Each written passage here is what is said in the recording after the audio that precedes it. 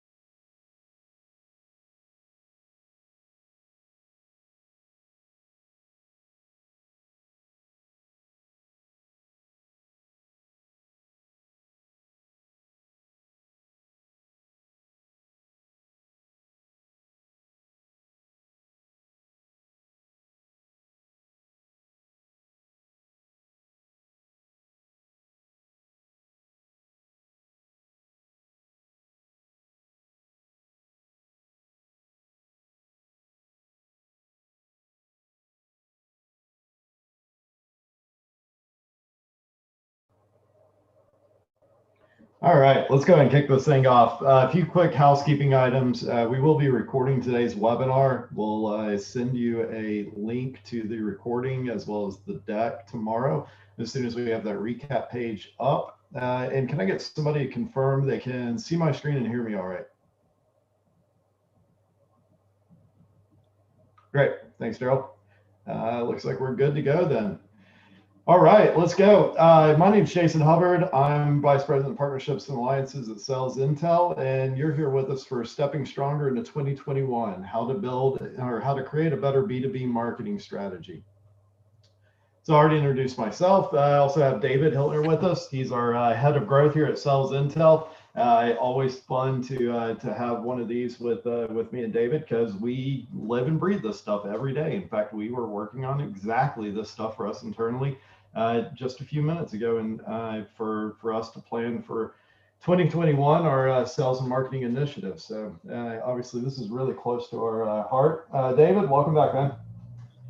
Thanks, Jason. Appreciate it. Looking forward to this. This is definitely a perfect timing for those who are getting ready for 2021, which I believe is going to be a much robust year going into the new year. So, thank you. Cool. So a quick agenda today. We're going to talk quickly about preparing your database for marketing. And then we're going to talk about some of the ways that you can apply that data to your database and to your marketing efforts to improve that going into next year. So talking about how to use firmographic data to be able to build out targeted lists, do your segmentation, and target your content creation. Then next up, talking about how to improve your form submission rates. Any marketer is going to be able to tell you it's a balancing act between getting enough data from your form submissions to be able to properly qualify and route those inbound leads versus trying to maximize that. And then last up is how to leverage intent data and all of the ways that can power your marketing efforts and improve your conversion rates. First up, 74%, that's 3/4 of us say that converting leads into customers is their top priority. That shouldn't be surprising to anybody.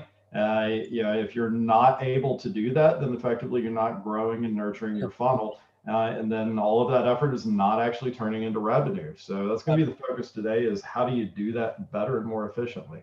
I'm actually surprised it's so low, that number.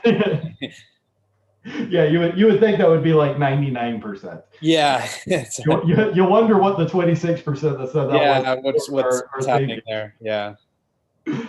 Cool. So, taking the right account-based marketing approach. So, ABM's been a big buzzword, especially the last few years. With everything that's gone on this last year with COVID and all that we've had to do to adjust strategy, ABM's become even more important. For anybody that's not familiar with it, that's account-based marketing.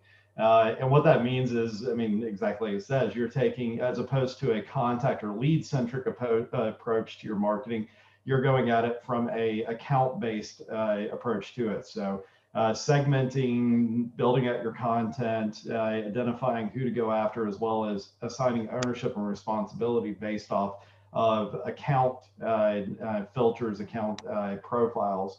And so pieces to that, you need to be able to leverage that, being able to go into new market, generating leads. It also drives a lot of synchronization between what sales and marketing are doing, because sales is able to help inform marketing the type of accounts, even all the way down to the specific accounts they want to focus on, and then marketing can support them in that. Any big keys to ABM as far as what you're seeing or what we're working on, David? I think that just kind of looking at your bullet points here, I think that the biggest piece of it is locking in your ICPs. And for those who don't know, that's ideal customer profiles.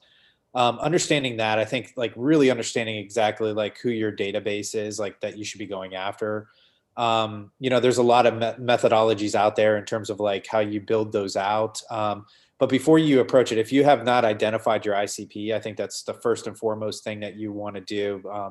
Because if you're going to spend money or spend resources on an ABM approach, you really have to identify who your ideal customer profile is. I mean, you don't want to be all things to everybody. So the biggest thing is actually, understanding like who your database is, like shrinking down that market so that you can be effective, because there's only so much time in a day and so much resources that you do have as an organization, especially if you're growing extremely fast. So really developing out that ICP, I think, is extremely important. So, and if for those who don't know, like where to start, there's definitely, like I said, there's a bunch of different methodologies out there in terms of the ICP and how to develop that out. But a majority of them use like firmographic data, technographic data, and I'm sure we'll get into that in a second, Jason. But using that, and understanding exactly like, what your database is telling you within your CRM is also important. Like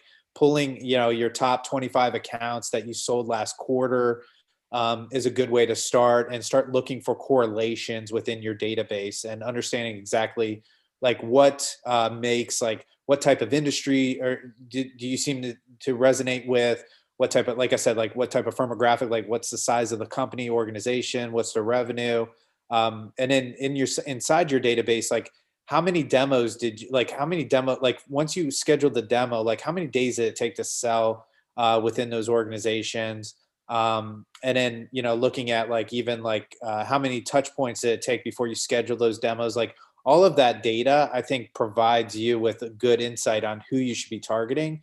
And it also, once you identify that ICP, not only does it allow you to use that ABM marketing side of things, but it allows you to also like basically set the right course for your entire organization. Meaning that not only does the content kind of follow that process, but you also are setting a course like with your customer success team, your sales team, everybody's aligned at that point in time. So I think the biggest point I'm really kind of pushing this, but I think your ICP is sort of that big beginning that you should really have a good understanding of exactly who you should be going after. So sorry to get long-winded there, Jason, but make sure that point. Like I said, it's near and dear to our hearts. Yes. And I think one of the crucial pieces that you pointed out in there is this is an ongoing process. So you build your initial model, then you look at what's worked, what's not, what additional insights can you gain out of that, and then go back and refine that model. And even if you nail it, you've absolutely done it perfectly. None of that stuff is set in stone. So your product, your position in the market, and your target customer are constantly shifting. So this has to be a ongoing process that really never stops, going back and forth between sales and marketing. And then, of course, a crucial piece to that is the reliability of your data, both internally. So whenever you're going and looking at your wins as well as what hasn't worked, so you can try and gain insights into what are commonalities across those, what types of lessons can you apply. Obviously, if things like industry and company size and stuff like that are not accurate inside your database, then you're unlikely to pull the right insights out of that. And then subsequently, where you go to apply those insights to identify net new accounts that you're wanting to target, that's got to be reliable as well. So both sides of that equation are predicated on having reliable data in there. So when we talk about this, what are some of the things that you would look at trying to leverage to try and figure out who to go after? So some important things in here are listed on this one.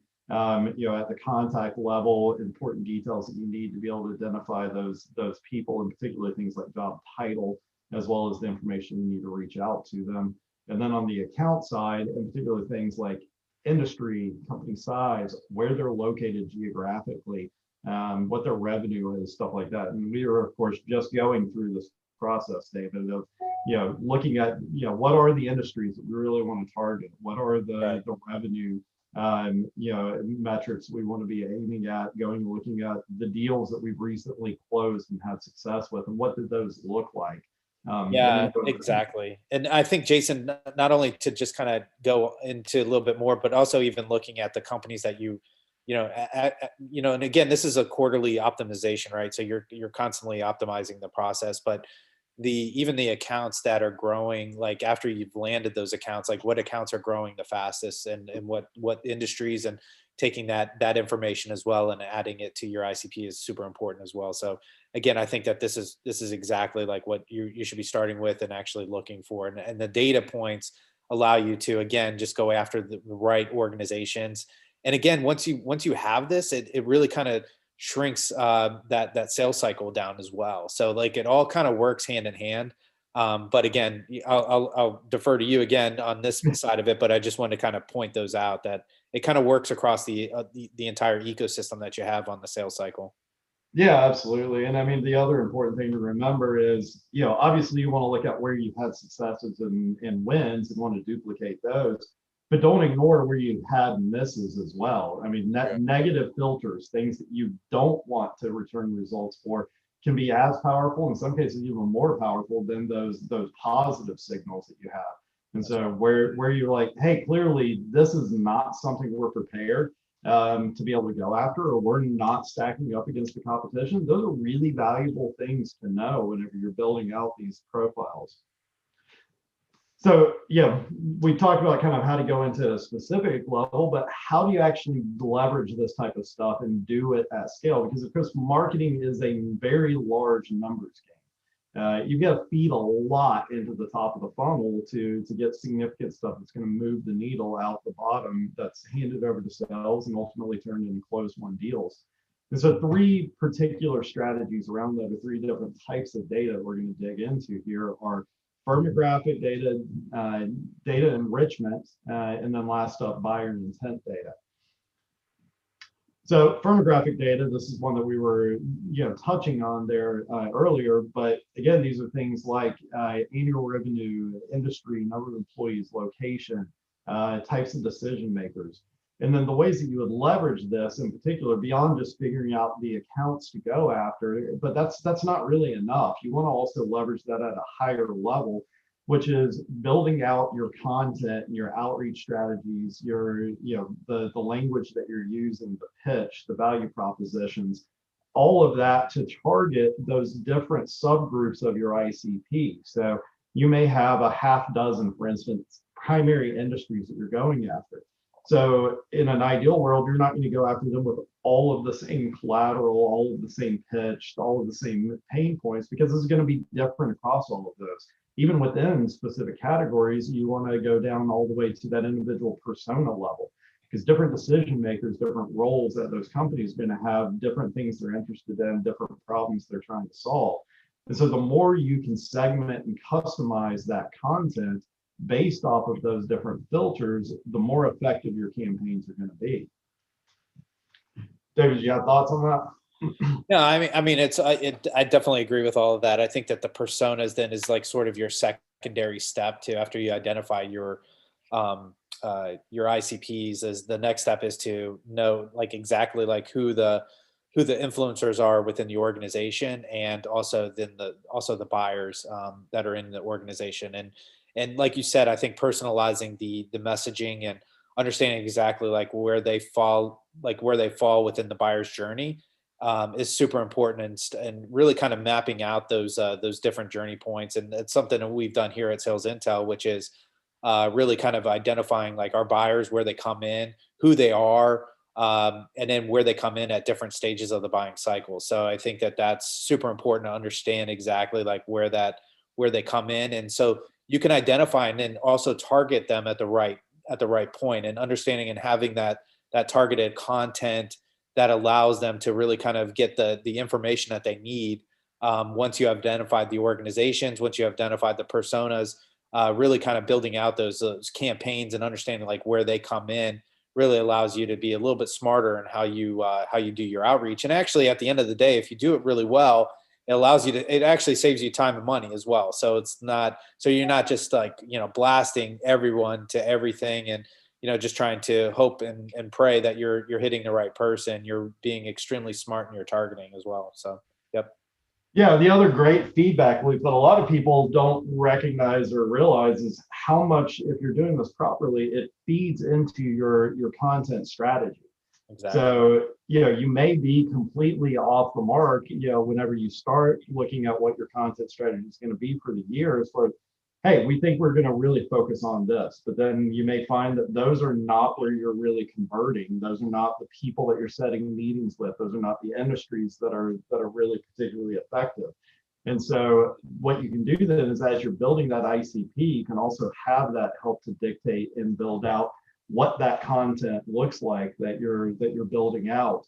And you can do that in a data-based approach to it, of looking at, hey, what's working, what's not, and then we're going to actually plug that into the content that we're creating in support of the segmentation and the ICP that we're building out. That's right. And Jason, just to further that point, I think it's also allows you to be, to leverage, that content into specific campaigning at the top of the funnel, middle of the funnel, and bottom of the funnel. And I think that, using if you're talking about an ABM strategy, I find that most of the best ABM strategies that are out there that people are using are leveraging the content to target not only the ICP, but also the buyers within that ICP. So going after and basically educating the user, I think that, or the persona, I think always like builds credibility, trust within your organization, all the good stuff that allows them to come to your site and not only see, learn from you, but also return looking for other type of content. HubSpot does a really great job at that. And that's what we're trying to build here. And I think we've done a pretty good job so far, but there's still a lot more to be done. But that being said, I think the best organizations are the ones that constantly are teaching you, building out that educational space that shows that it's not very salesy at the top, but more like, hey, this is something that, and the more you teach somebody, the more that they trust you. And I think that that's kind of like where, if you're doing this right, and you're building out the right type of modeling throughout that funnel, content really provides that backbone that you need to really kind of drive those qualified leads into your ecosystem. So.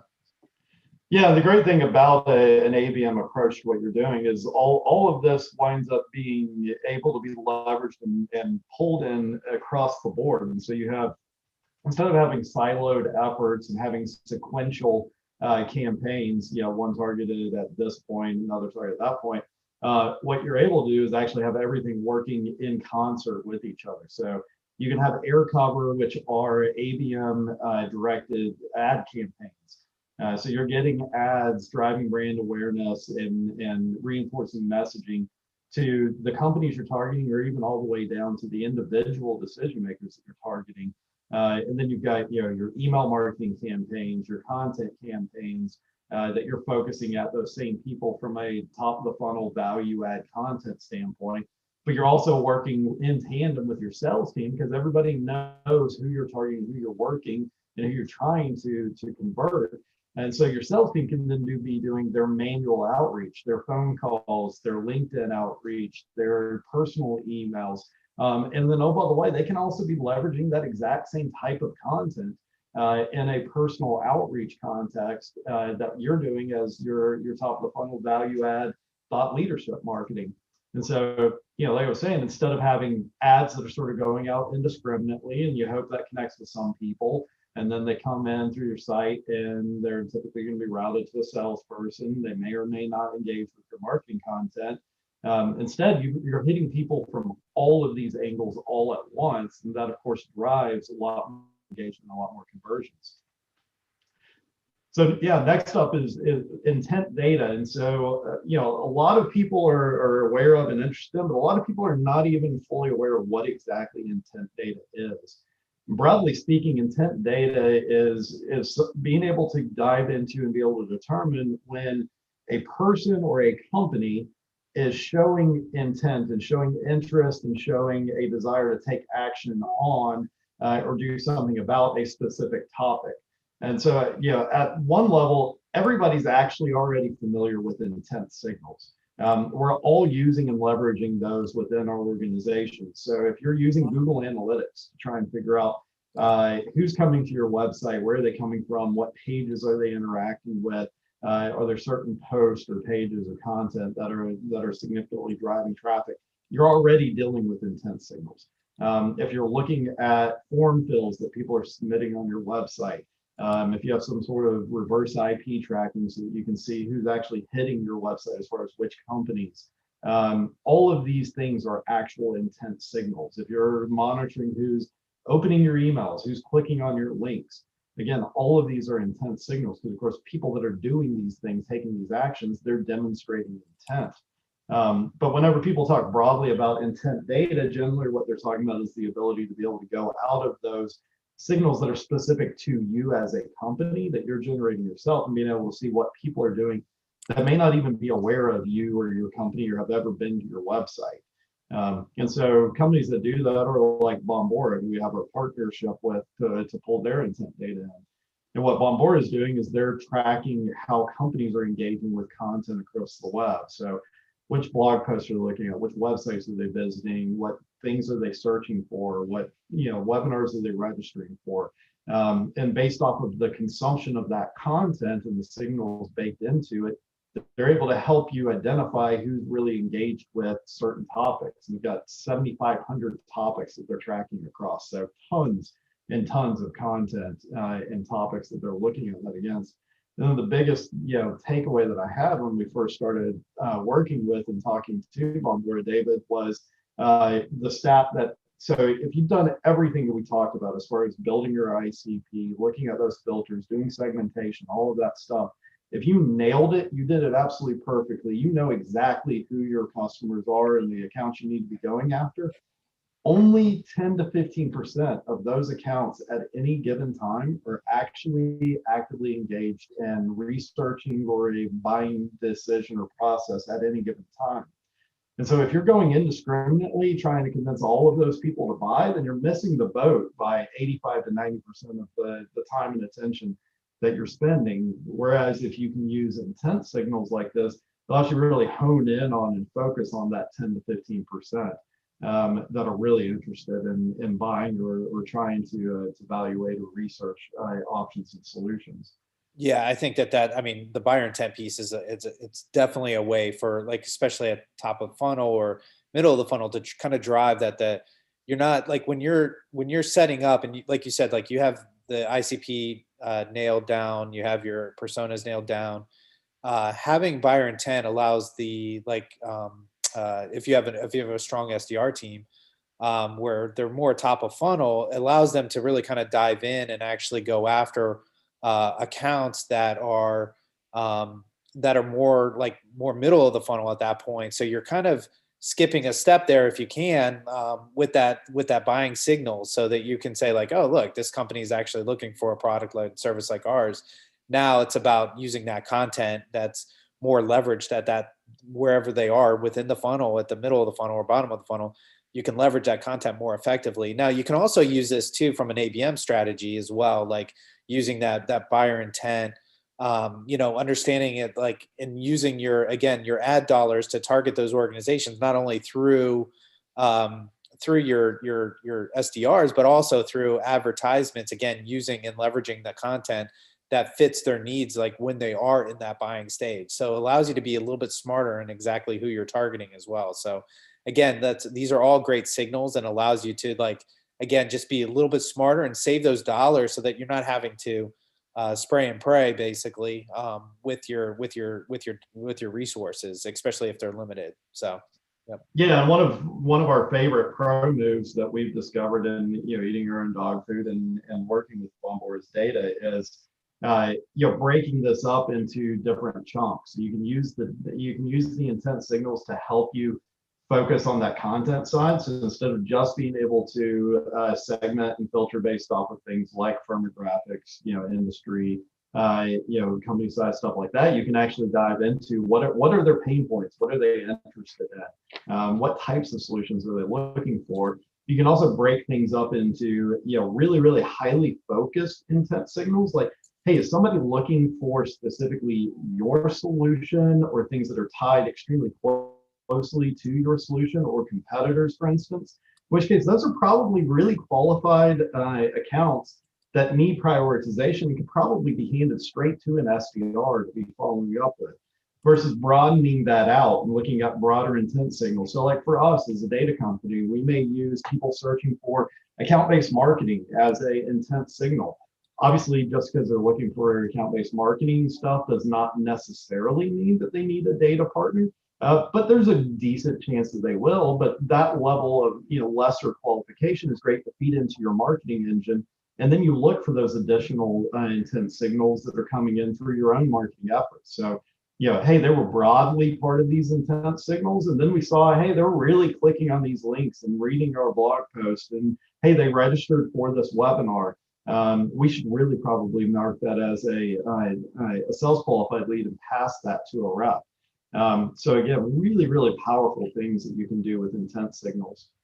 And then the last piece, so bringing all of this together, you've done a great job of building your ICP, applying your filters. You've leveraged that to segment your list and help that inform the content campaigns and the content that you're creating. You're leveraging intent data to be able to focus and prioritize on those accounts that are really actually actively engaged and looking for a solution right now. So if you've done all that really effectively, then you're driving these people to your website, and you're ultimately trying to get them to convert off of filling out a form fill oftentimes on the website.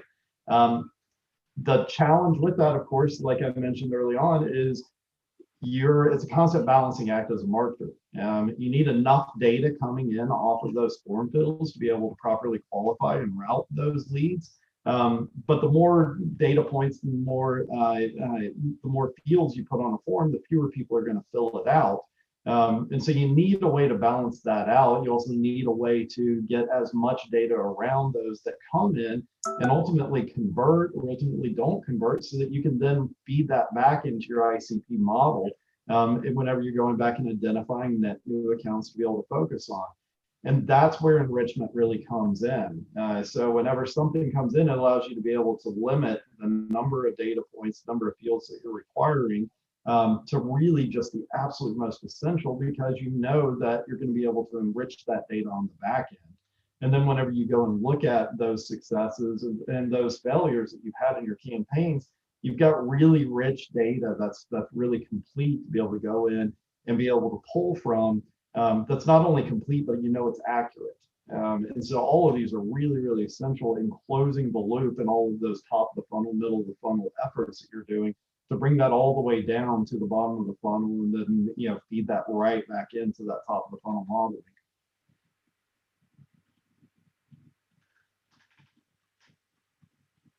Cool. David, do you have anything to add to that one? Yeah, I think that, you hit all the, obviously these are great.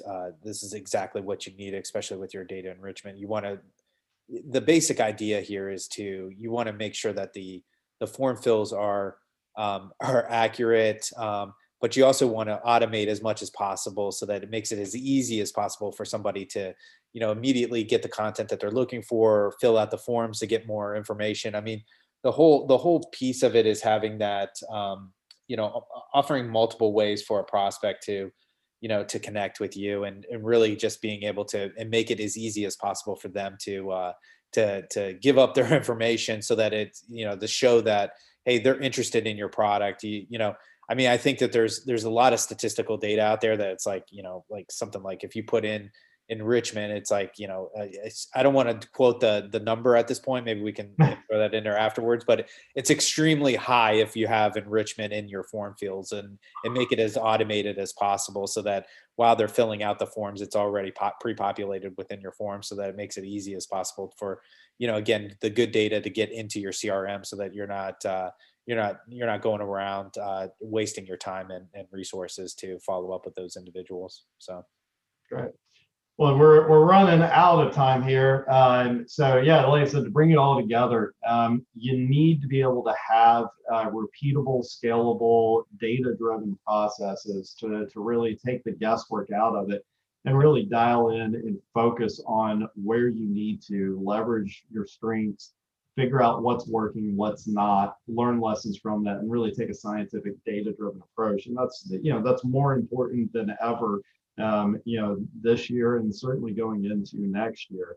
And so that's really, all really closely tied to the data that you have. Because I mean, of course, if you don't have the data, it's not reliable, then you can't really do any of the stuff that we're talking about trying to do. So cool. Like I said, we're at the end of the hour. I don't have a hard stop and can hang around. I'm not sure about you, David, or anybody that has any questions. So happy to hang around as long as anybody has any questions for us. Go ahead and pop those in the Zoom side panel if you have anything for us. And then, like I said, we will be sharing out a link tomorrow. You'll get an email with a link to the recap page. It will have both the recording as well as the deck for it. You can also reply to that email if you have any additional questions for us. David and I both are happy to answer any and all that you might have.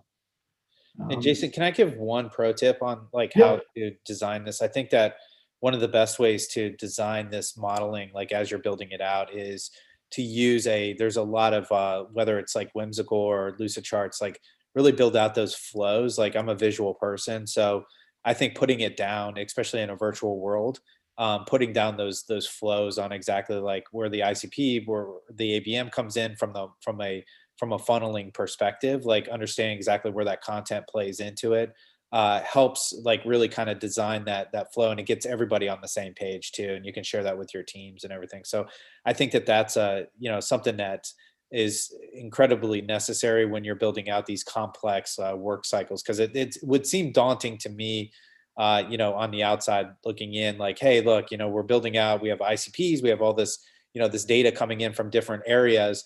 How do I manage this so that it makes it, flow in the right directions? And how do I map it so that it makes sense? So again, I think using those different systems that are out there to visualize exactly how it's coming in and how it's working really helps kind of coordinate and get everybody on the same page. So just wanted to throw that out there as like sort of a tip that I use to really kind of enhance what we're doing. And again, making sure everybody's on the same page. So, yep.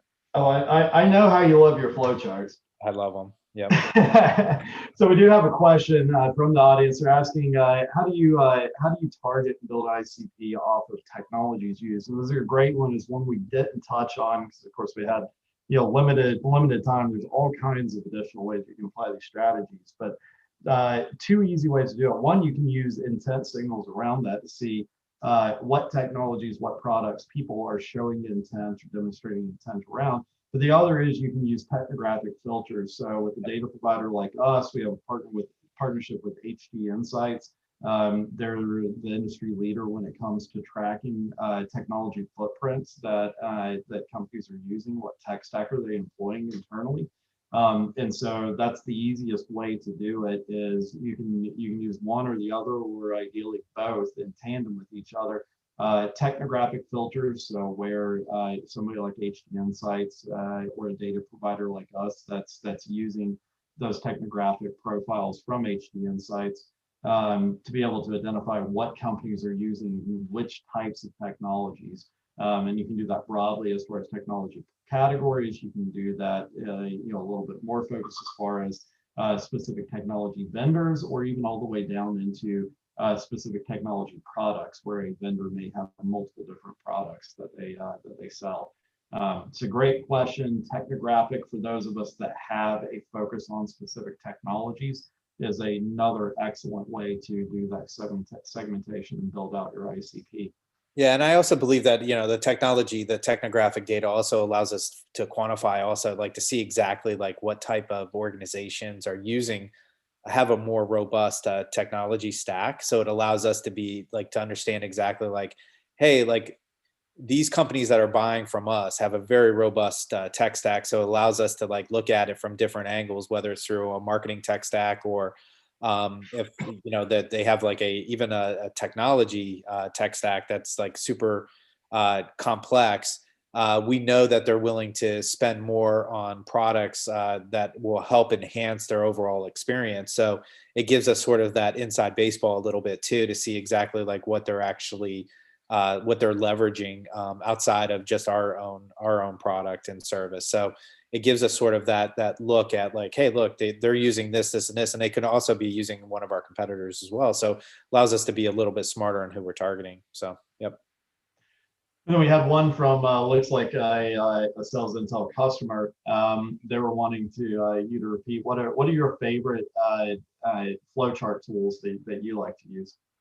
So I like using Lucidchart, but there's also for the novice, I think Whimsical is also pretty good.